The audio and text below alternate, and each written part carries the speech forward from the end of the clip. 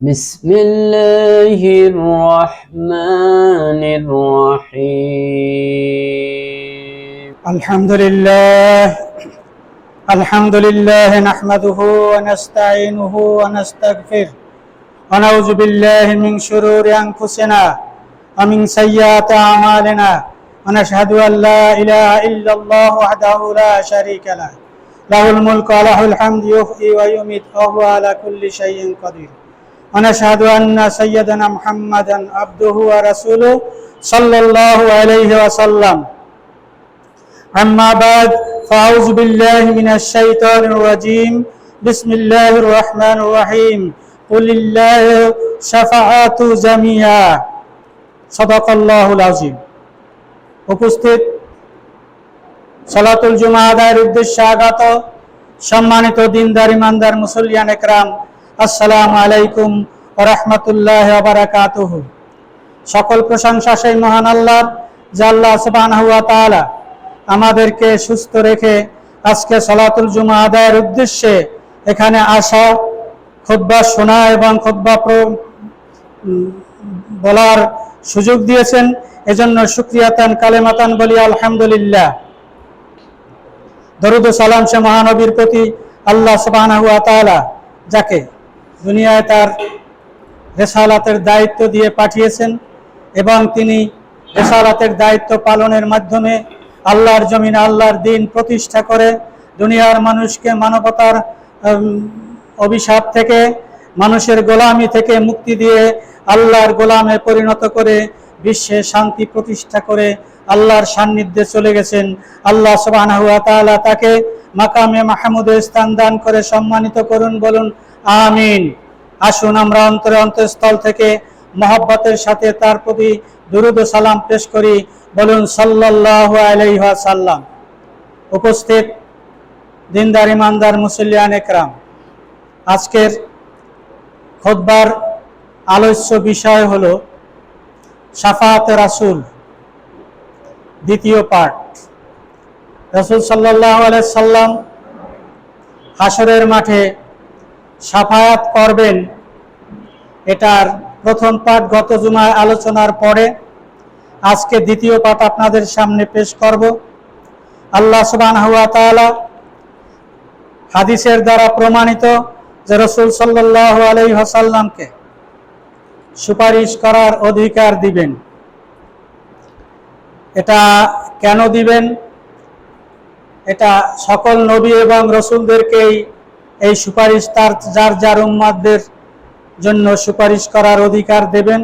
এই হিসাবে আখিরি নবী সাল্লাল্লাহু আলাইহি ওয়াসাল্লামকেও আমাদের জন্য সুপারিশ করার অধিকার দেবেন, যার জন্য আল্লাহ সুবহানাহু ওয়া তাআলা কোরআনে পাকে তার 5টি বৈশিষ্ট্য বর্ণনা করেছেন। 1 নম্বর বৈশিষ্ট্য, আল্লাহ সুবহানাহু ওয়া তাআলা বলছেন আল্লাযীনা আমানু ওয়া আমিলুস সলিহাতি ওয়া মা উনজিলা বিমা নুজিলা আলা মুহাম্মাদিন ওয়া হুয়াল হাক্কু মির রাব্বিহিম। আল্লাহ বলছেন যে তার আনুগত্য করার 1 নম্বর শর্ত এই জন্য যে তার কাছে সত্য প্রকাশিত হয়েছে। সত্য কি? স্বপ্ন 1 নম্বরে আল্লাহ সত্য, 2 নম্বরে আল্লাহর কিতাব সত্য, 3 নম্বরে আল্লাহর রাসূল সত্য। এই সত্য প্রকাশ করেছেন কে? আল্লাহ সুবহানাহু ওয়া তাআলা, এবং বলেছেন তোমরা ঈমান আনো এবং আমলে সালেহ করো, এবং ঈমান আনো মুহাম্মদ সাল্লাল্লাহু আলাইহি সাল্লামের উপরে যে সত্য প্রকাশিত হয়েছে সেই সত্যের উপরে। সেই সত্যটা কি? আল কোরআন। তাহলে শাফাআত পাওয়ার জন্য আল কোরআনের এই সত্যটাকে মেনে নিতে হবে। 1 নম্বর শর্ত, আল কোরআনের এই সত্যটাকে, আল কোরআনের পুরা দাওয়াতটাকে মেনে নিতে হবে। যারা মেনে নেবে তারা রাসূলের শাফাআত পাবে, যারা মানবে না তারা রাসূলের শাফাআত পাবে না। সহজ কথা, সূরা মুহাম্মাদের 2 নম্বর আয়াত।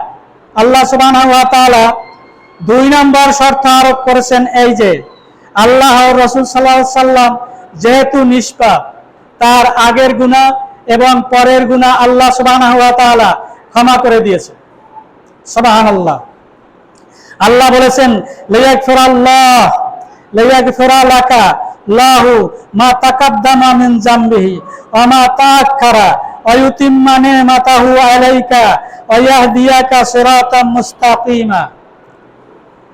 সূরা ফাতার 2 নম্বর আয়াত আল্লাহ বলেন লিয়াগফিরা লাকা আল্লাহ, আল্লাহ তোমাকে হে নবী ক্ষমা করে দিয়েছেন, সুবহানাল্লাহি ওয়া বিহামদিহি, মিন যামবিকা তোমার গুনাহসমূহ। তোমার জীবনে রিসালাত পাওয়ার আগে যে সকল গুনাহ হয়েছে, রিসালাত পাওয়ার সাথে সাথে তোমার জীবনের গুনাহ আমি ক্ষমা করে দিলাম। কে বলছেন? আল্লাহ বলছেন। তাহলে তার আগের জীবনে কোনো গুনাহ নেই। ওমা তাআখারা, এবং পরে রিসালাতের পরেও যদি তোমার কোনো ভুল ত্রুটি হয়ে যায় তাহলে সেটা মাফ। বলুন সুবহানাল্লাহ। আল্লাহ সুবহানাহু ওয়া তাআলা সার্টিফিকেট দিবেন, দুনিয়ার কোন মানুষের পীর ওলি গাউস কুতুবের সার্টিফিকেট না। সার্টিফিকেট কার? মহান আল্লাহ। তিনি সার্টিফিকেট দিয়ে বলছেন যে হে মুহাম্মদ, তোমার আগের গুনাহ আমি মাফ করলাম, এর পরবর্তী পর্যায়ে তোমার ভুল ত্রুটি হয়ে থাকলে যেই গুনাহ হওয়ার সম্ভাবনা আছে সেগুলো আমি মাফ করে দিলাম। সুবহানাল্লাহি ওয়া বিহামদিহি ওয়া ইয়াহদিয়াকা নি'মাতা ওয়া ইউতিম্মা নি'মাতাহু আলাইকা। আর কোরআনের যত নিয়ামত, আল্লাহর যত নিয়ামত পৃথিবীতে সৃষ্টি জগতে ছড়িয়ে আছে সব পরিপূর্ণ করে দিলাম। বলুন সুবহানাল্লাহ। সম্মানিত ভাইরা, এই যে কথাগুলো যারা বিশ্বাস করবে, বাস্তব জীবনে মেনে নিবে, রসুলের উপরে বিশ্বাস রাখবে, তারা রসুলের সুপারিশ পাবে। ওয়াহদিয়াকা সিরাতাম মুস্তাকিম। আল্লাহ বলছেন তোমার উপর নিয়ামত দিয়েছি, আর কি করছি? তোমাকে সিরাতুল মুস্তাকিমের উপর প্রতিষ্ঠিত করেছি। বলুন সুবহানাল্লাহ। অর্থাৎ আল্লাহ তার নবীকে সরল সঠিক রাস্তায় প্রতিষ্ঠিত করেছেন। অতএব যারা সরল সঠিক রাস্তায় চলতে চায় তাদেরকে নবীর আনুগত্য করতে হবে। কার আনুগত্য করতে হবে? নবীর আনুগত্য করতে হবে। যদি করে তাহলে সেরা সরল সহজ পথে পাবে, আর যদি না করে তাহলে পাবে না। এখানে এই শর্তকে সামনে রেখে যে কথাটি স্পষ্ট, দুনিয়ার অন্য কোনো মানুষের নেতৃত্ব এবং কর্তৃত্ব মানা যাবে না। এই আয়াতের দ্বারা সেটা প্রমাণিত যে নেতৃত্ব কর্তৃত্ব কার মানতে হবে? আখিরে নবী মুহাম্মদুর রাসূলুল্লাহ সাল্লাল্লাহু আলাইহি ওয়াসাল্লাম, কারণ তিনি একমাত্র সিরাতাল মুস্তাকিমের উপর প্রতিষ্ঠিত, তিনি এই মহান আদর্শ। সে কথাটা সামনে আসছে, আদর্শের কথাটা। আল্লাহ সুবহানাহু ওয়া তাআলা 3 নম্বরে রাসূল সাল্লাল্লাহু আলাইহি ওয়াসাল্লামকে কেন নিঃশর্ত আনুগত্য করতে হবে আর অন্য কারো আনুগত্য করা জায়েজ হবে না, সেটার আরেকটা কারণ হলো মা দাল্লা সাহিবুকুম ওয়া মা গাওয়া। তোমাদের সাথী মুহাম্মদ সাল্লাল্লাহু আলাইহি সাল্লাম সে বিভ্রান্ত নয়, সে বিভ্রান্ত নয় এবং পথভ্রষ্ট নয়, সে বিদ্রোহী নয়। ওয়া মা ইয়ানতিকু আনিল হাওয়া ইন হুয়া ইল্লা ওয়াহিয়ুন ইউহা। সে পাগল হয়ে, মাতাল হয়ে, বিভ্রান্ত হয়ে বাজে কথা বানিয়ে তোমাদেরকে বলবে, এরকম সে নয়। ওয়া মা ইয়ানতিকু আনিল হাওয়া, সে নিজের থেকে বানিয়ে কোনো কথা সে বলে না। আমার জন্য একটু পানি। তো কোনো কথা সে বলে না। ওয়া মা ইয়ানতিকু আনিল হাওয়া, রাসূল নিজের থেকে সাল্লাল্লাহু আলাইহি সাল্লাম বানিয়ে কোনো কথা কখনো বলেন নাই, কোনো কথা কখনো বলেন নাই। তিনি যা বলেছেন তা ওহীর ভিত্তিতে বলেছেন।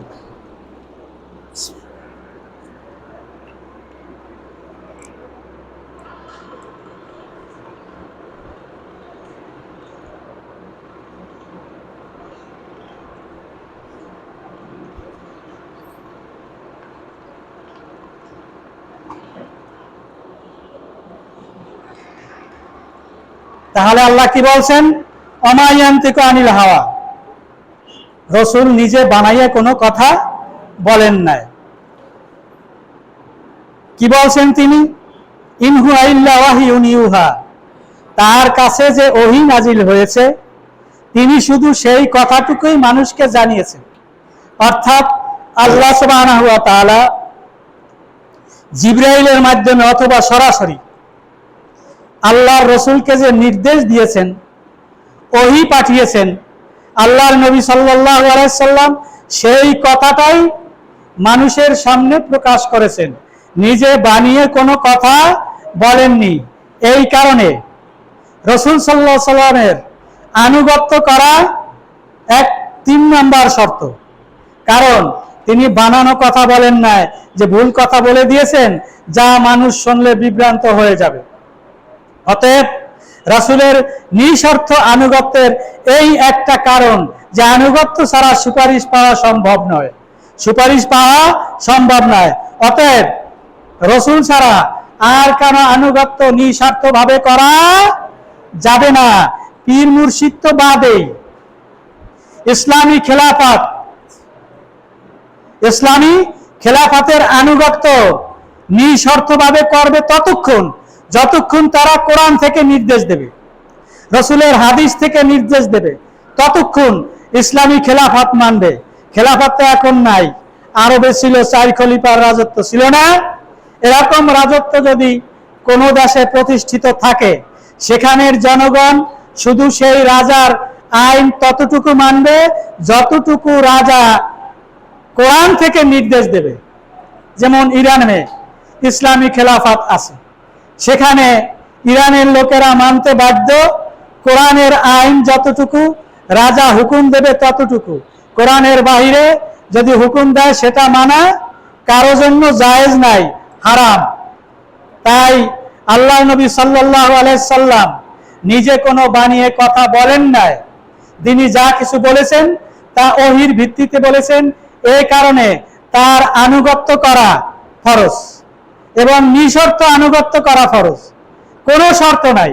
রাসূল বলেছেন করতে হবে, রাসূল বলেছেন করতে হবে, একটু চিন্তা করার সুযোগ নাই যে করব না না করব, এটা কি হবে না না হবে।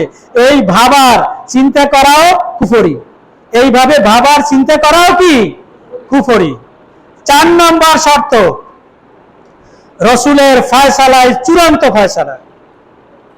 এই রাসূলের ফয়সালা যা হাদিসে আসছে তার বাইরে ফয়সালা দেওয়ার বিশ্বের কোন পীর, গাউস, কুতুব, ওলি, আল্লাহ, রাজা, বাদশা কারো অধিকার নাই, কারো অধিকার নাই। আল্লাহ সুবহানাহু ওয়া তাআলা আগের আয়াতগুলো ছিল সূরা নাজমের 2 থেকে 4 নম্বর আয়াত, 3টি আয়াত। আর এখন যে আয়াতটি বলবো সেটা সূরা হাসরের 7 নম্বর আয়াত। মা আতাকুমুর রাসূলু ফাখুযুহু ওয়া মা নাহাকুম আনহু ফান্তাহু ওয়াত্তাকুল্লাহ ইন্নাল্লাহা শাদীদুল ইকাব। আল্লাহ বলছেন, তোমাদেরকে রাসূল যা নির্দেশ দেন, যা দান করেন, যা করতে বলেন, আদেশ দেন, তাই তোমরা করো। এর বাইরে কিছু করতে যেও না, তাহলে বিভ্রান্ত হবে। ওয়া মা নাহাকুম আনহু ফান্তাহু, আর যা নিষেধ করেন, বারণ করেন, করতে মানা করেন, সেগুলো তোমরা করবে না, সেগুলো তোমরা করবে না।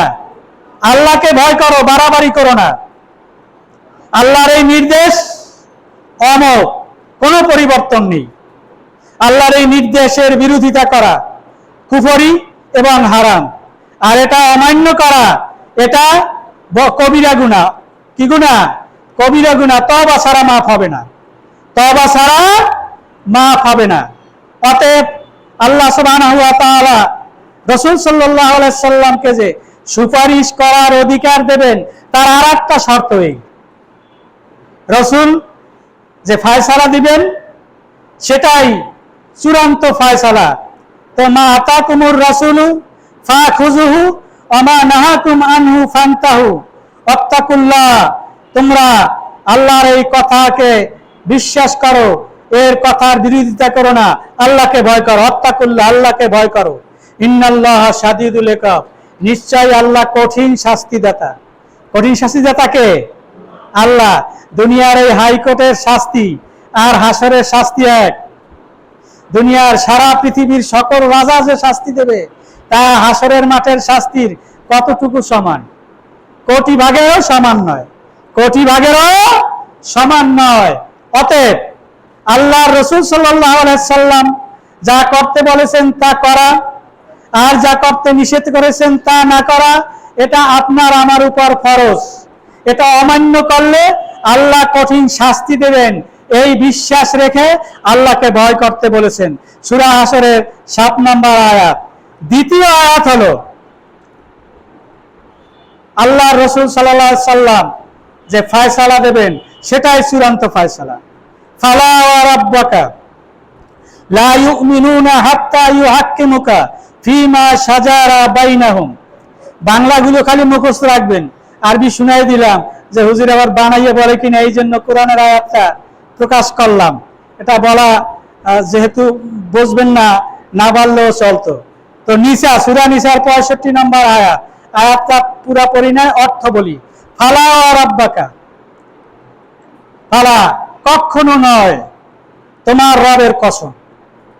আল্লাহ নিজের কসম করে বলছেন, হে নবী তোমার রবের কসম করে বলছি, লা ইউমিনুনা হাত্তা ইউহাক্কিমুকা ফিমা শাজারা বাইনাহুম সুম্মা লা ইয়াজিদু ফি আনফুসিহিম হারাজাম মিম্মা কদাইতা ওয়া ইউসাল্লিমু তাসলিমা। আল্লাহ বলছেন ওরা কখনো ঈমানদার নয় যারা তোমার দেওয়া ফয়সালাকে মেনে নিতে পারে না। আল্লাহ ফয়সালা দিয়েছে একটা, আল্লাহ রাসূল একটা ফয়সালা দিয়েছেন, সেই ফয়সালা মেনে নিতে যারা পারবে না, মেনে যারা নেবে না, অস্বীকার করবে, বিরোধিতা করবে, অবাধ্য হবে, তারা কখনো মুমিন না। কে বলছেন? আল্লাহ বলছেন। ফিমা শাজারা বাইনাহুম, তাদের মধ্যে যখন ঝগড়া হবে, তার ফয়সালা তুমি যা করবে, তুমি যা করবে, সুম্মা লা ইয়াজিদু ফি আনফুসিহিম হারাজান, সেই ফয়সালার মধ্যে তাদের অন্তরে কোনো সন্দেহ পোষণ করা যাবে না, সন্দেহ করা জায়েজ নাই। রাসূল ফয়সালা দিয়ে দিয়েছেন, ওকে, এটাই যথেষ্ট, এর উপর ঈমান আনতে হবে, বিশ্বাস করে সেই ফয়সালা নিঃশর্তভাবে মেনে নিতে হবে। হাদিসে আসছে এক ইহুদি মুসলমানের সাথে লেনদেন নিয়ে একটা তর্ক বিতর্ক সমস্যা সৃষ্টি হয়েছে। ইহুদি সিদ্ধান্ত নিল ওদের নবী সে সত্য কথা বলে, ন্যায় বিচার করে, তার কাছে যায়, সে ফয়সালা দিলেই সেটা সঠিক ফয়সালা হবে। ইহুদি আল্লাহর নবীর কাছে এসে বিচার দিলেন যে ইয়া রাসূলুল্লাহ, আমি ওনার কাছে টাকা পাবো, উনি টাকাটা দিচ্ছে না, হ্যাঁ আমাকে ঘুরাইতেছে। রাসূল সাল্লাল্লাহু আলাইহি সাল্লাম জিজ্ঞাসা করলেন ওই মুসলমানকে, সাহাবীকে, যে এই ব্যক্তি ওই ইহুদি যে কথা বলছে কথাটা সত্য কিনা? বলছি ইয়া রাসূলুল্লাহ, হ্যাঁ ওর কথা সত্য। তাহলে ওর টাকাটা দিয়ে দাও। এই কথা যখন বলছে তখন ওর একটু কষ্ট হইলো, টাকা দিতে হবে। রাসূল বলেছেন তখন এই কথাটা মেনে নেওয়া ওর জন্য একটু কষ্ট হলো, ও মানতে পারলো না। রাসূল সাল্লাল্লাহু আলাইহি সাল্লামের ওখানে কিছু না বলে সে করলো যে ইহুদিকে টাকা দেব, এটা দেব না। ইহুদিদের বিরোধী হলো ওমর। ওমর রাগী মানুষ, ইহুদিরে দেখলেই মেজাজ খারাপ হয়ে যাবে, তো আমার পক্ষে রায় দিয়া ইহুদির বিপক্ষে রায় দিয়ে দেবে। তাই হাঁটতে হাঁটতে ওই ইহুদিকে নিয়ে হযরত ওমর রাদিয়াল্লাহু আনহুর বাড়িতে গেলেন, গিয়া ডাক দিলেন, ইয়া ওমর, হ্যাঁ তোমার কাছে আসছি এই ব্যাপারে। আইসে বলছে, কি বলো তোমার সমস্যা? সমস্যাটা বললো এইভাবে যে আমি ওর সাথে আমার একটা বিবাদ, সেটার মীমাংসার জন্য রাসূলের কাছে গিয়েছিলাম, রাসূল ফয়সালা দিছে আমার বিরুদ্ধে, এই বলছে, কথাটা খুলে বলল। তো আমার সেটা ফয়সালাটা ভালো লাগে না, আমি মেনে নিতে পারছি না, তুমি সানি ফয়সালা দাও। আল্লাহর নবীর খলিফা ওমর ফারুক রাদিয়াল্লাহু, তখন খলিফা ছিলেন না, হ্যাঁ সাহাবী, তিনি বললেন, তাহলে রাসূল যে ফয়সালা দিয়েছে সেই ফয়সালাটা তোমার পছন্দ হয় না? কারণ না, তুমি একটা দাও, তোমার দামি মেনে নেব। কাল তাহলে দাঁড়াও, ফয়সালা আজকে আমি এই দেব। উনি ভিতরে গিয়ে তলোয়ারি নিয়ে আসলেন, তলোয়ারি নিয়ে এক কোপে ওকে হত্যা করে ফেললেন, মুসলমানটাকে হত্যা করে ফেললেন। কারণ রসুলের ফয়সালা যে মেনে নিতে পারে না সে মোরতাদ। সে কি মোরতাদ? মোরতাদের শাস্তি হলো হত্যা। মোরতাদের শাস্তি কি? হত্যা। তো রসুল সাল্লাল্লাহু আলাইহি সাল্লাম এর কথা মেনে নিতে না পারলে সে আর মুসলমান থাকে না, ইমানদার থাকে না। কে বলছেন? লা ইউমিনু হাত্তা ইউহাক্কিমুকা, তুমি যে ফয়সালা দেবে, বিচার করবে, সেই বিচার যারা মেনে নিতে পারবে না তারা ইমানদার নয়। কে বলছেন? আল্লাহ বলছেন। অতএব আল্লাহর এই নির্দেশ যে রসুলের ফয়সালাই চূড়ান্ত ফয়সালা।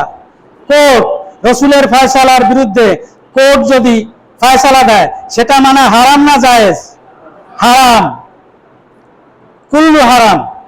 হ্যাঁ, কোনো সন্দেহ নাই, এটা মানা যাবে না, এটা মানা যাবে না। কিন্তু আমরা তো নির্যাতিত, দেশের আইন আমরা মানতে বাধ্য, করার কিছু নাই। আছে সুপ্রিম কোর্টে যাবেন, সর্বোচ্চ আদালত, সেখানে গেল যে ফয়সালা দেবে তাও কোরআন বিরোধী ফয়সালা, তাও কোরআন বিরোধী ফয়সালা। আপনার কোনো অপরাধ নাই, আপনার বিচার করিয়ে জেল দিয়ে দিল যাবজ্জীবন, অথবা ফাঁসি দিয়ে দিল জীবনের তরে। এরকম হচ্ছে না? হয় না? এই যে আইন, এটা ততক্ষণ পর্যন্ত মানা যাবে না যতক্ষণ পর্যন্ত ইসলামী শরিয়াত প্রতিষ্ঠিত হয়ে সেই শরিয়াত মোতাবেক প্রতিষ্ঠিত আদালত রায় দেবে। অতএব কোরআন এবং হাদিসের রায় ততক্ষণ পর্যন্ত মানতে বাধ্য যতক্ষণ পর্যন্ত সঠিক রায় ইসলামী সরকার দিবে। তাই রাসূল সাল্লাল্লাহু আলাইহি সাল্লামের ফয়সালা মেনে নিবে। কিভাবে মেনে নিবে? কদাইতা ওয়ায়ুসাল্লিমু তাসলিমা, আন্তরিকতার সাথে, নিরাপত্তার সাথে, মনের আনন্দে রাসূলের ফয়সালা মেনে নিতে হবে। তার রাসূলের পাওয়ার কি ছোটখাটো? ছোটখাটো নয়। অতএব এটা যারা বাস্তব জীবনে মেনে নিতে পারে না তারা মুসলমান নয়। আল্লাহ সুবহানাহু ওয়া তাআলা কোরআনের অন্যত্র বলেছেন, মাল্লাম ইয়াহকুম,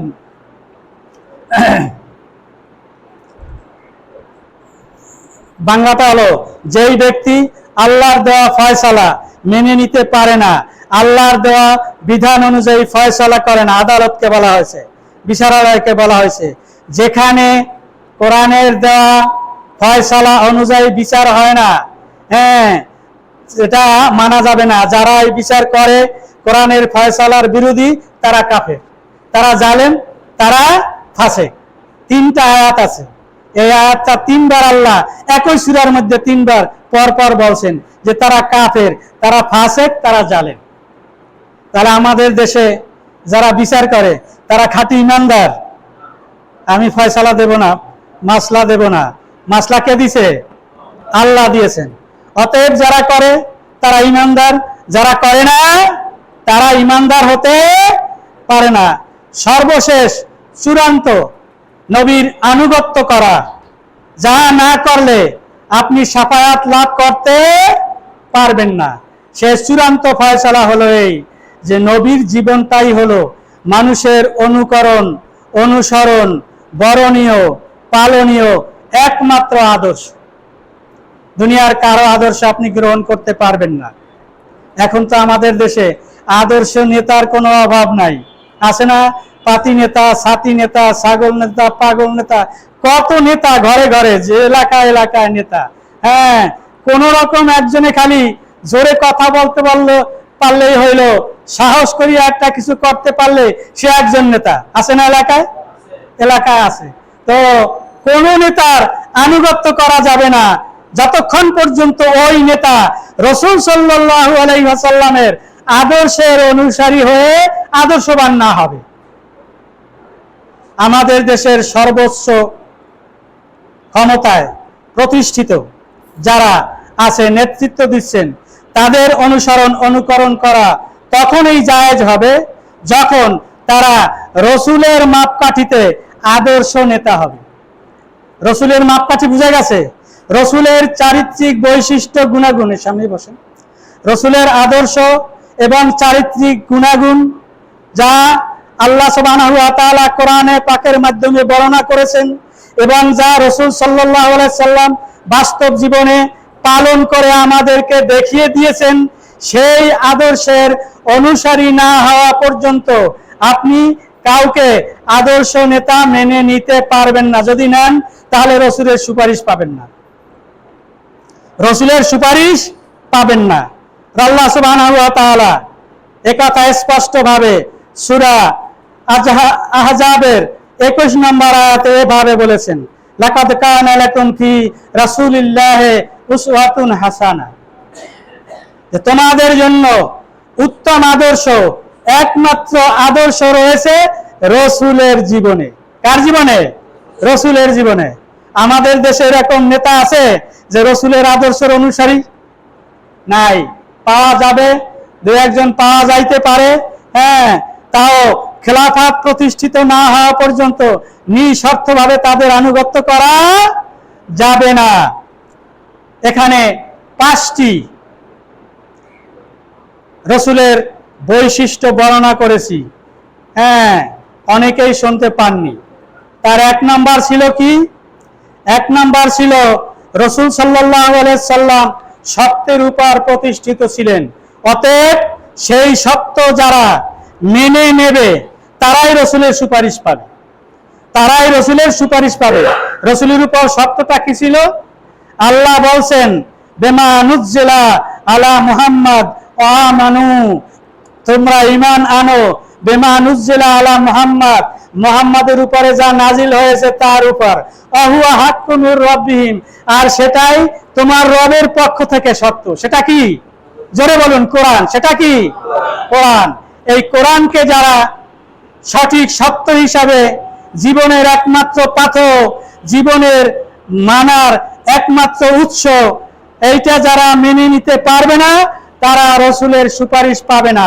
2 নাম্বার শর্ত ছিল আল্লাহর রসুল সাল্লাল্লাহু আলাইহি সাল্লাম নিষ্পাপ, এইরকম নিষ্পাপ হিসাবে তারই একমাত্র আনুগত্য করতে হবে, অন্য কারো আনুগত্য করা যাবে না, কারণ তারা নিষ্পাপ নয়। আল্লাহর দেওয়া সার্টিফিকেট ছাড়া দুনিয়ার সকল রাজা বাদশাহ কাউকে সার্টিফিকেট দিল যে সিরাজ মাওলানা নিষ্পাপ, মানা যাবে? যাবে না, কারণ সার্টিফিকেট লাগবে কার? আল্লাহ। অতএব আল্লাহ বলছেন, লিয়াগফিরাল্লাহু লিয়াগফিরালাকা আল্লাহু মা তাকাদ্দামা মিন যামবি ওয়া তাআখারা, যে তোমার আল্লাহ তোমার পিছনের এবং পরের, আগের এবং পরের সব গুনাহ মাফ করে দিয়েছেন। বলুন সুবহানাল্লাহ। এইরকম নিষ্পাপ ব্যক্তি পৃথিবীতে আর কেউ নেই, নবী এবং রসুল ছাড়া। অতএব এই কারণে নবীর আনুগত্য করা শর্ত, নবীর আনুগত্য করা শর্ত। অতএব যারা নিঃস্বার্থভাবে নবীর আনুগত্য করবে তারা রসুলের সুপারিশ পাবে। 3 নম্বরে রসুল বানিয়ে কোনো কথা বলেন নাই, তিনি যা বলেছেন ওহী ভিত্তিক কথা বলেছেন। আল্লাহ বলছেন, মা দাল্লা সাহেবুকুম আমা গাওয়া, তোমাদের সাথী রসুলের কথা বলছেন, সে মজনুন, পাগল, পথভ্রষ্ট নয়, সে বানিয়ে কোনো কথা বলেন না। ওমা ইয়ানতিকু আনিল হাওয়া, সে নিজে নিজে বানায়ে কোনো কথা বলেন নাই। ইন হুয়া ইল্লা ওয়াহয়ুন ইউহা, যতক্ষণ পর্যন্ত না তার প্রতি আমার পক্ষ থেকে ওহী গেছে। আল্লাহর কথা। কার কথা? আল্লাহর কথা। ওহীর বাহিরে সে কোনো কথা বানিয়ে বলেন নাই, এই কারণে তার কথা হলো সঠিক কথা। অতএব এরকম সঠিক কথা বলার লোক আল্লাহ রসুল ছাড়া আর কেউ আছে? বিশ্বাস করা যাবে? যাবে না। অতএব এই বিশ্বাস করে আল্লাহর নবীর আনুগত্য যারা করবে তারা রসুলের শাফাআত পাবে। 4 নাম্বার 2টি আয়াত, একটা হলো হাসরের 7 নাম্বার আয়াত, আর একটা হলো নিসার 65 নাম্বার আয়াত, যেটা 5 নাম্বারে আপনারা শুনতে পান না, 4 নাম্বারে অনেকেই। মা তাকুমুর রাসূলু ফাখুযুহু, আল্লাহ বলেন রসুল তোমাদেরকে যা করতে বলেন তা করো, এর বাইরে করতে পারবে না। যা নামা নাহাকুম আনহু, যা নিষেধ করেন তা থেকে বিরত থাকো, তা করা যাবে না। যা করতে বলছেন তা করবে, যা করতে নিষেধ করেছেন তা করবে না। এই অধিকার আল্লাহর নবী এবং রসুল ছাড়া কাউকে আল্লাহ দেননি। কোন পিশাচকে কথা বলেননি, বলছেন? কোন দলিল আছে? দলিল নাই। কোন মাশায়েখকে বলছেন? বলেন না, দলিল নাই। অতএব কোন পীর, মাশায়েখ, আলেম, ওলামা, গাউস, কুতুব, ইমাম, মুয়াজ্জিন কারো কথা নিঃস্বার্থভাবে মানা যাবে না, একমাত্র রসুলের কথা। এরপরে ফয়সালা আল্লাহর নবী যা দিবেন সেই ফয়সালার বিরোধিতা করা যাবে না। আল্লাহর নবী তার বাস্তব জীবনে যত কিছুর ফয়সালা দিয়েছেন সেই ফয়সালা নিঃসংকোচে, নির্দ্বিধায়, সন্তুষ্ট চিত্তে, কয়টা কথা বলছি, নিঃসংকোচে, নির্দ্বিধায় আর সন্তুষ্ট চিত্তে আন্তরিকতার সাথে তাসলিমা বলছেন, অয়ুসাল্লিমু তাসলিমা, তারা তার উপর সন্তুষ্ট থাকবে যে আল্লাহ নবী ফয়সালা দিয়েছেন, আর ফয়সালার দরকার নাই। আল্লাহ নবী ফয়সালা দিয়েছেন, আর ফয়সালার দরকার নাই। যেমন আমাদের সমাজেও কিছু আছে যে আমাদের চেয়ারম্যান সাহেব ফয়সালা দিয়েছেন, গ্রামের আর কোনো ফয়সালার দরকার নাই, ওটা আমরা মানি না, এটাই যথেষ্ট, এভাবে বলে না অনেক সময়। হ্যাঁ, তো শরীয়তের ব্যাপারে আল্লাহর রাসূল সাল্লাল্লাহু আলাইহি সাল্লাম যে ফয়সালা দিয়ে গিয়েছেন, এই ব্যাপারে ফয়সালা করার আর নতুন করে ফয়সালা দেওয়ার রাইট, অধিকার শরীয়ত কাউকে দেয়নি। আপনি আইন তৈরি করে তার বিরুদ্ধে রায় দেবেন, এটা করার অধিকার আল্লাহ সুবহানাহু ওয়া তাআলা কাকে দেননি। সর্বশেষ যে জিনিসটা ছিল 5 নম্বরে, সেটা হলো রসুল ছিলেন 1 নম্বর আদর্শ নেতা। এরকম আদর্শ নেতা পৃথিবীতে আর আসবেন না। লর্ড বার্নার শ বলছেন, একজন খ্রিস্টান বৈজ্ঞানিক দার্শনিক, তিনি বলছেন মুহাম্মাদের মতো সাল্লাল্লাহু আলাইহি সাল্লাম বলেন, এরকম ডিরেক্টর, শাসক যদি এখন পৃথিবীতে কোথাও প্রতিষ্ঠিত থাকতো, শাসন করত, তাহলে 1400 বছর আগের শান্তি আবার রাষ্ট্রে, দেশে, পৃথিবীতে ফিরে আসতো। কে বলছেন? ইমানদার বলছেন? বলছেন একজন খ্রিস্টান, একজন খ্রিস্টান দার্শনিক, তিনি বলছেন এই কথাটা। তাহলে সে কেন বলছেন? তিনি বলছেন তিনি কোরআনের মাধ্যমে সত্যকে জেনেছেন, কোরআনের মাধ্যমে সত্যকে জেনেছেন এবং সত্যটাকে গ্রহণ করে সত্যটা প্রকাশ করা নিজের দায়িত্ব বলে মেনে নিয়েছেন। কিন্তু দুঃখের বিষয় হলো সত্য কথা, এই সত্যটা আমাদের দেশের শাসকরা তো দূরের কথা, ওলামায়ে কেরামরাও মেনে নিতে পারে না। যার কারণে সত্য কথা মসজিদে বলতে তারা রাজি না, মসজিদে বলতে তারা রাজি না। আজকেই দেখলাম সকালে না রাত্রে ফেসবুকে একজন ইমাম সুদ ঘুষের কথা খুতবা আলোচনা করছে, তার চাকরি নাই, বরখাস্ত করে ফেলছে। নাউজুবিল্লাহ বলেন জোরে, আবারও বলেন নাউজুবিল্লাহ। কেন বললাম? মুসলমানদের দেশে দেখে। এটা ইন্ডিয়া হইলে এটা স্বাভাবিক, ইন্ডিয়ার সরকার ইসলাম মানে না, অতএব সে করতেই পারে, সে মুসলমানও পরিচয় দেয় না। আমাদের দেশে যারা এই কাজটা করছে তারা নামাজি মুসল্লি। তারা কি? নামাজি মুসল্লি, আবার মসজিদ কমিটির সদস্য। কিসের সদস্য?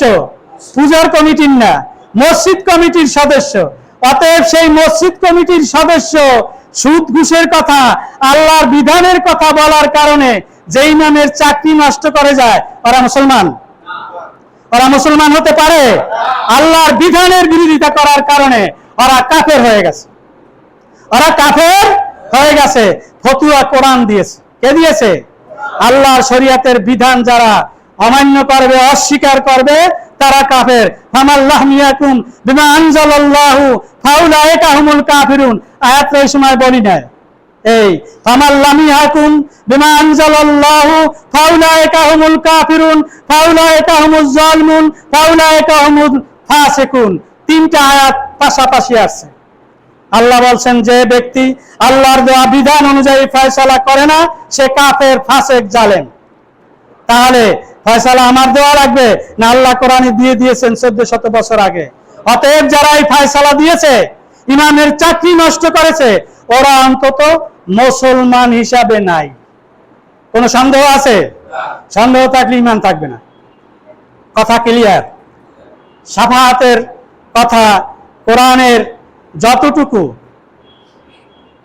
শাফাআত লাভের জন্য রসুল যে শাফাআত করবেন তার শর্ত ছিল, সে কথাগুলো আমি বলেছি। এখন যে কথাটা বলবো সে কথাটা হলো, আজকের আলোচনা ছিল দ্বিতীয় পাঠ শাফায়াতের, সেখানের এই কথাগুলো বলছি। আর ওই শর্তগুলো গত শুক্রবার সব বলতে পারি নাই বিধায় কথাগুলো জানিয়েছি। এটা না জানা থাকলে আপনি সুপারিশ পাবেন কি করে? কেননা বাস্তব জীবনে যদি আমল না করেন, আল্লাহ বলছেন শাফায়াত কেউ করতে পারবে না। কুল্লিল্লাহি শাফাআতু জামিয়া, সূরা জুমারের 44 নম্বর আয়াত। আল্লাহ বলছেন কুল, হে নবী তুমি বলে দাও। শাফায়াতের কথা তো জিজ্ঞাসা করে, হ্যাঁ আল্লাহ নবীর কাছে জিজ্ঞাসা করে। আল্লাহ বলতেছেন নবীকে, নবী তুমি বলে দাও লিল্লাহি শাফাআতু জামিয়া, সকল সুপারিশ আল্লাহর, আল্লাহর দায়িত্বে। সুপারিশ করার দায়িত্ব আল্লাহর জিম্মায়, এটা কারো জিম্মা নয় যে এমকে আসলে বইলে দিল দিল। যেমন সুপ্রিম পাওয়ার বাংলাদেশে কে? প্রধানমন্ত্রী। প্রধানমন্ত্রী প্রধানমন্ত্রী যদি কোনো ফয়সালা না দেয়, কোন মন্ত্রী ফয়সালা দিলে সেটা কার্যকরী হবে? প্রধানমন্ত্রীর অনুমতি ছাড়া কার্যকরী হবে না। অতএব ফয়সালার চাবি কার হাতে? প্রধানমন্ত্রীর হাতে এই দেশের। আর সুপারিশের ফয়সালার দায়িত্ব কার হাতে? আল্লাহর হাতে। হ্যাঁ, কুলিল্লাহি শাফাআতু জামিয়া, সকল সুপারিশের অধিকার একমাত্র আল্লাহর হাতে। এর এখন প্রমাণ আল্লাহর এই কোরআন থেকে নিতে হবে। আল্লাহ যেহেতু বলছেন, কোরআনে আরো প্রমাণ দিয়েছেন আল্লাহ, তাহলে এটা যদি আমরা না জানি, না বুঝি, তাহলে তো আমরা দৌড়াবো ওই 9 রশি 5 রশি 7 রশি আর ওই জাহাজ ভর্তি করে জান্নাতে নেবে। জোরে বলুন নাউজুবিল্লাহ। এইরকম যারা বাটপারি করে, প্রতারণা করে, মানুষকে ধোঁকা দেয়, এইসব জায়গায় যাইয়া জাহান্নামে যাওয়া ছাড়া দ্বিতীয় কোনো রাস্তা থাকবে না। অতএব সুপারিশের মালিক আল্লাহ, তিনি যাকে সুপারিশ করার অধিকার দিবেন সেই সুপারিশ করতে পারবে, সেই সুপারিশ করতে পারবে না। সুপারিশ করার যোগ্যতা কারণেই আল্লাহ বলছেন আমিত্তাখাযু মিন দুনিল্লাহি শাফাআতু, তোমরা আল্লাহকে বাদ দিয়ে যার কাছে যাও সুপারিশের জন্য, তার সুপারিশ গ্রহণ করা হবে না। কার কথা? আল্লাহর কথা। এখন আপনি গাঠি বস্তা বান্ধে যদি সারা পৃথিবীর মানুষ এই লঞ্চ বোঝাই করে হিন্দা স্লোগান দিতে দিতে যান, লাভ হবে? কেন লাভ হবে না? আল্লাহ নিষেধ করছে। আমিত্তাখাযু, তোমরা কি গ্রহণ করেছো মিন দুনিল্লাহি, আল্লাহকে ছাড়া সুপারিশ করার জন্য কোন ব্যক্তিকে? সুপারিশের মাধ্যমেই যাব। আবুল আহাব, আবু জেহেল, এরা উতবা সাইবা, এরা মূর্তির পূজা করত ওই সুপারিশের জন্যই। ওরা জানে যে এরা কথা বলতে পারে না, নড়তে পারে না, চড়তে পারে না, কিছু করতে পারে না, এরা পরকালে হ্যাঁ জীবিত হয়ে আমাদের জন্য সুপারিশ করবে। এই আর এখন আমরা বাস্তবে জীবিত মানুষের কাছে সুপারিশ চাই। ওরা সুপারিশ চাইছে মরা মানুষের কাছে, আর আমরা সুপারিশ চাই জীবিত মানুষের কাছে। দুটোটাই শিরক। দুটোটা কি? শিরক। অতএব কারো কাছে সুপারিশের জন্য যাওয়া যাবে না। কুল, হে নবী বলে দাও আলাউ কানু লা ইয়ামলিকু শাইআন ওয়ালা ইয়াকিলুন, তারা যদি নিজেরা নিজেদের কল্যাণ না করতে পারে, তোমাদেরও কোনো কল্যাণ না করতে পারে, তাহলে তুমি তাদের কাছে সুপারিশ চাইতে যাইবে? ওই যে মূর্তিকেও কল্যাণ করতে পারে না, জীবিত মানুষও নিজের কল্যাণ নিজে করতে পারে না, অন্যের কল্যাণ করবে কি করে? কারণ কল্যাণের মালিক কে? আল্লাহ। আল্লাহ যার কল্যাণ চাইবেন তারই কল্যাণ হবে, আল্লাহ যার কল্যাণ চাইবেন না তার কল্যাণ হবে না। লা ইয়ানফাউ লা ইয়ামলিকু, তোমার কোনো উপকার করার অধিকার যদি তার না থাকে, তারপরে তুমি তার কাছে সুপারিশের জন্য যাবে? 2 নম্বর আয়াত, আত্তাকু ইয়াউমান লা তাজজি নাফসুন আন নাফসিন শাইআ, জুমারের 43 নম্বর আয়াত, আগের আয়াত। যারা মুখস্থ রাখতে পারেন বাসায় গিয়ে পড়বেন। দ্বিতীয় আয়াত হলো সূরা আল বাকারার 123 নম্বর আয়াত। আল্লাহ বলেন ওয়াত্তাকু ইয়াউমান লা তাজজি নাফসুন আন নাফসিন শাইআ ওয়া লা ইউকবালু মিনহা আদলু ওয়া লা তানফাউমা শাফাআতু ওয়া লা হুম ইউনসারুন। এর অর্থ হলো ওয়াত্তাকু, তোমরা ভয় করো, ইয়ামা, সেই দিনকে, সেই দিনকে, সেই দিন মানে হাসরের দিন, লা তাজজি নাফসুন আন নাফসিন শাইআন, কোন ব্যক্তি কারো কোনো উপকারে আসবে না। কে বলছেন? আল্লাহ বলছেন। তাহলে পীর সাহেব উপকার করতে পারবে? পারবে? এই আয়াত তার সাক্ষী, পারবে না। অতএব তার কাছে যাওয়ার কোনো দরকার নাই শ্রেক হওয়া ছাড়া। আর নাফসিন কোন ব্যক্তি কারো কোনো সুপারিশ করতে পারবে না, পিতা পুত্রের কোনো উপকার করতে পারবে না, মা সন্তানের উপকার করতে পারবে না, ভাই ভাইয়ের উপকার করতে পারবে না, বন্ধু বন্ধুর উপকার করতে পারবে না। ওয়ালা ইউকবালু মিনহা আদলুন ওয়া তানফাউ শাফাতুন, সেই দিন কারো কাছ থেকে সাহায্য গ্রহণ করা হবে না।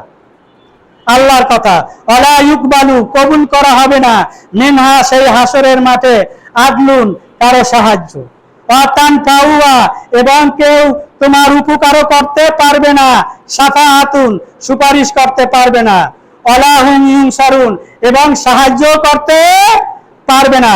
অতএব কোন মানুষের সুপারিশ পাওয়া যাবে না আল্লাহর রাসূল সাল্লাল্লাহু আলাইহি সাল্লাম। 3 নম্বর, আল্লাহর হুকুম ছাড়া সেই দিন কিয়ামতের দিন কেউ কথাই বলতে পারবে না। সুপারিশ তো বাড়ির দূরের কথা, কথা বলার কোনো অধিকার নাই।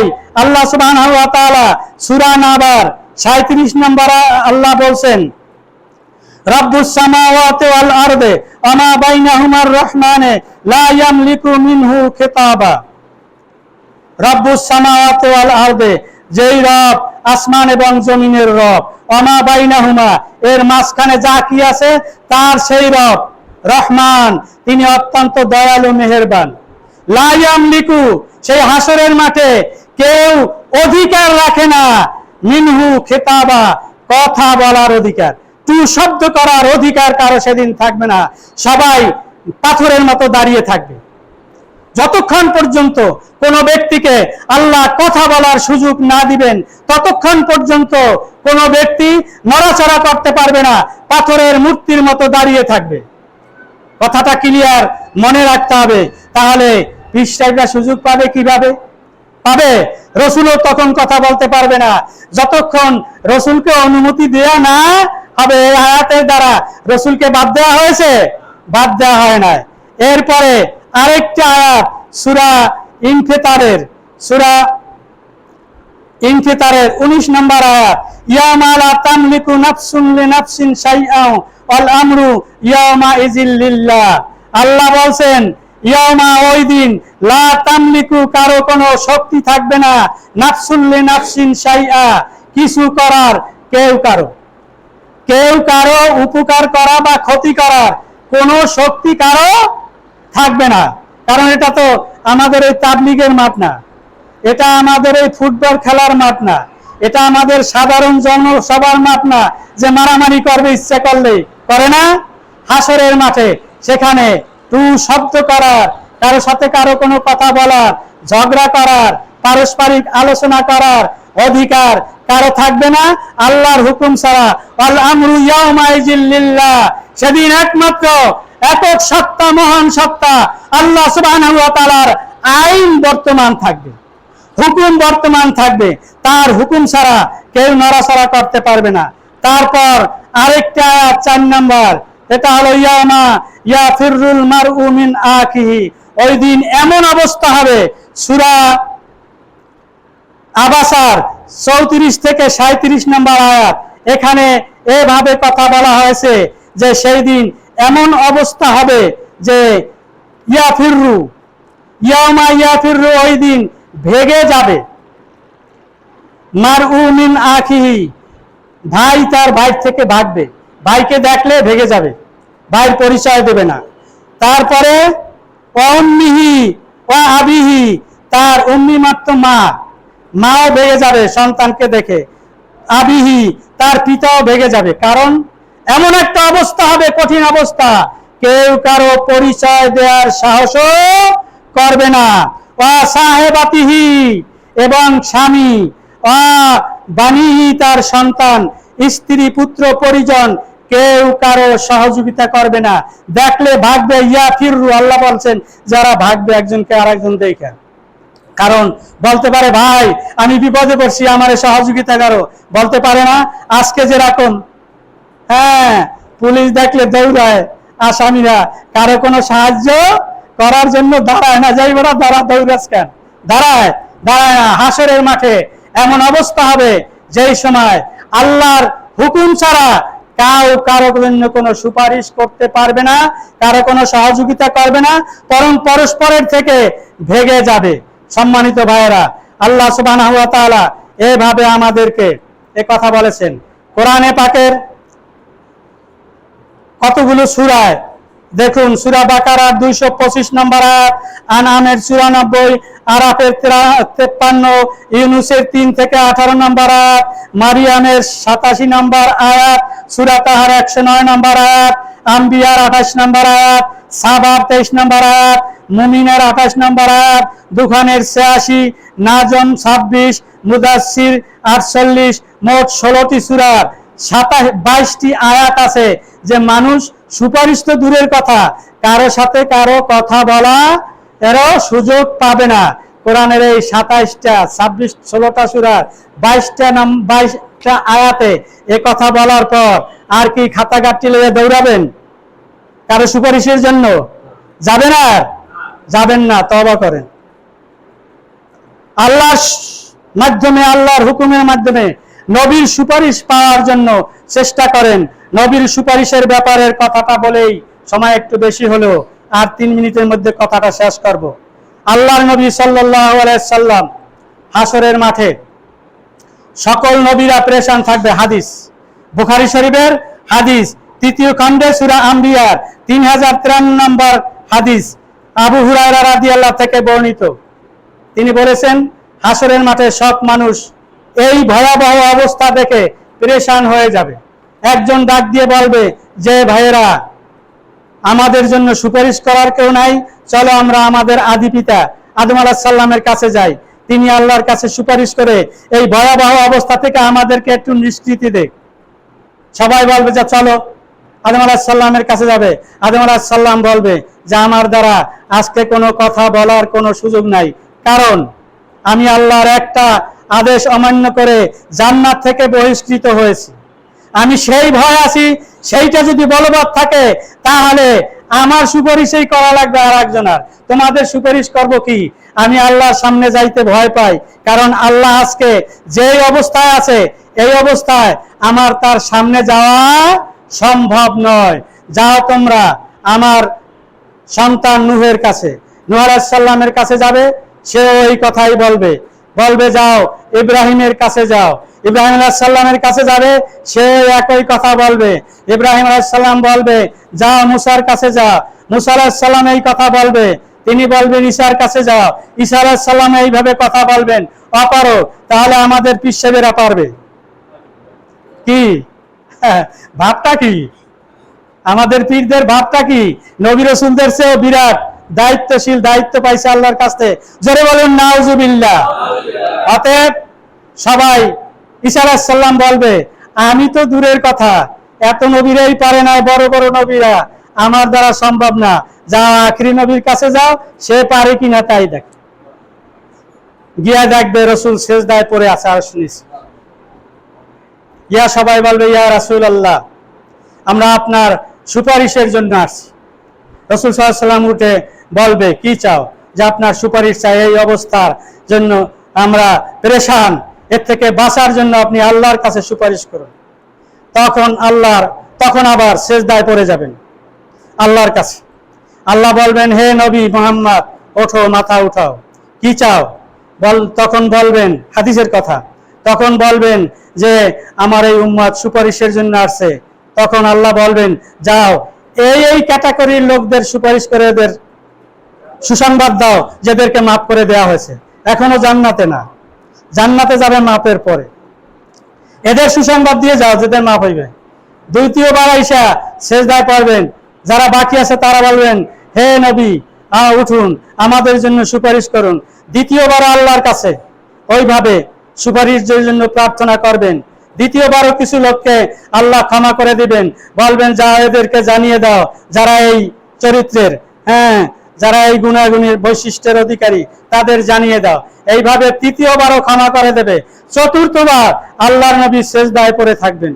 তারপরে ওঠার পর আল্লাহর কাছে সুপারিশের জন্য প্রার্থনা করবেন, তখন আল্লাহ তাকে নিষেধ করবেন। সাহাবীরা, নবীর উম্মতেরা জিজ্ঞাসা করবেন যে ইয়া রাসূলুল্লাহ, আমাদের জন্য কি সংবাদ? তখন বলবে যে তোমাদের জন্য সংবাদ হলো, তোমাদের জন্য কোরআন বাধা দিয়েছে, তোমরা কোরআন মানতে না, কোরআন জানার চেষ্টা করতে না, কোরআনের বিরোধিতা করতে, কোরআনের আলোচনা যেখানে হতে সেখানে তোমরা বাধা দিতে, কোরআনকে সত্য বলে মানতে না, মিথ্যা বলতে, কোরআনের বিপরীত আইন তৈরি করে তোমরা পৃথিবীকে পরিচালনা করতে। কোরআন তোমাদের সুপারিশ করতে নিষেধ করেছে। কোরআন যাদেরকে বাধা দিয়েছে তাদের জন্য আল্লাহর দরবারে কোনো সুপারিশ নাই। জোরে বলুন নাউজুবিল্লাহ। সুপারিশ পাওয়ার জন্য 1 নম্বর কোরআন মানতে হবে, কোরআনের বিধানের বাইরে গেলে সুপারিশ পাওয়া যাবে না। 2 নম্বর নবীর আনুগত্য করতে হবে কোরআন অনুযায়ী নিঃশর্তভাবে, তাহলেই সুপারিশ পাওয়া যাবে। আল্লাহ সুবহানাহু ওয়া তাআলা আমাদের সকলকে এভাবে সুপারিশ করার তৌফিক, সুপারিশ পাওয়ার জন্য আজীবন মৃত্যু পর্যন্ত সত্যের পথে থেকে, কোরআনের পথে থেকে, নবীর আদর্শের অনুসারী হয়ে জীবন যাপন করার তৌফিক দান করুন। যেখানে কয়েকটা হাদিসের রেফারেন্স নিয়ে আসছি, এগুলি আর বলার দরকার নেই। আল্লাহ সুবহানাহু ওয়া তাআলা আমাদেরকে সঠিকভাবে কোরআন হাদিস বুঝে সেই অনুযায়ী আমল করার তৌফিক দান করুন। আমিন সুম্মা আমিন। আখির দাওয়ানা আলহামদুলিল্লাহি রাব্বিল আলামিন। আসসালামু আলাইকুম ওয়া রাহমাতুল্লাহি ওয়া বারাকাতুহু।